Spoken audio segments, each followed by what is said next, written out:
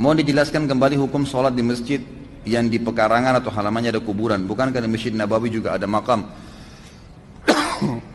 Kalau fisik masjid, saya sudah pernah sering jelaskan ini. Kalau ini tempat tisu ini kita ibaratkan masjid. Mudah-mudahan tidak ada gambarnya. Jadi ini masjid, ini yang dipakai sholat 5 waktu. Ya. Sholat 5 waktu, sholat Jumat, pokoknya ini yang dipakai. Ternyata di luarnya, di depannya kah, di sampingnya kah, di belakangnya kah ada kuburan. Sahkah sholat di sini? Sah. Karena itu bukan tempat sholat itu. Itu bukan tempat sholat. Kalau ini masjid, di dalamnya ada kuburan, nah itu yang jadi baru masalah. Gitu kan? Itu pun ulama membahas, mengatakan, hadis Nabi SAW, la taj'alu kuburakum masajid, jangan kalian jadikan kuburan kalian sebagai masjid, gitu kan? Diambil pemahamannya cukup luas ya, para ulama. Dikatakan kalau seandainya masjid ini ada duluan, lalu kuburan di dalamnya, sengaja kuburan dimasukkan ke dalam masjid, maka kuburannya harus dibongkar supaya masjidnya bisa dipakai sholat. Dibongkar maksudnya dipindahin ya, di tempat yang lebih baik, jangan dalam masjid.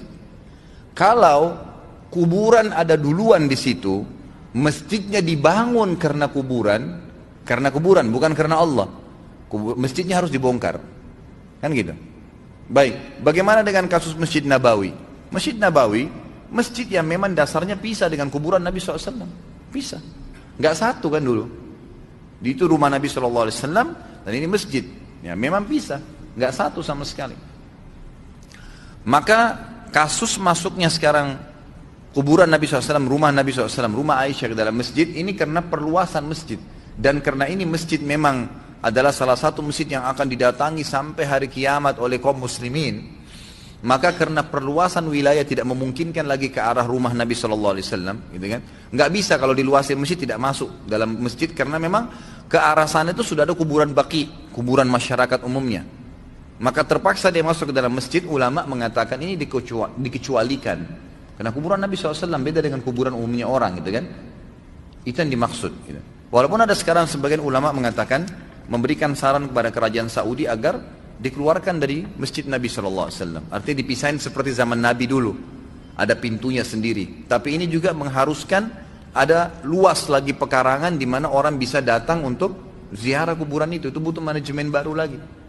Sementara dari zaman Khilafah Umayyah, ya, jadi sudah lama nih, tahun awal-awal abad Islam yang masih hidup Imam 4, gitu kan?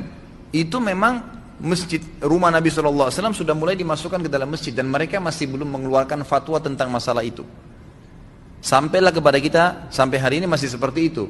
Tapi ini yang saya fahamin kata para ulama dikecualikan karena memang Masjid Nabawi, bukan masjid umumnya, gitu kan? Kalau masjid selain ini, selain kuburan Nabi SAW dimasukkan dalam larangan itu. Allahu a'lam.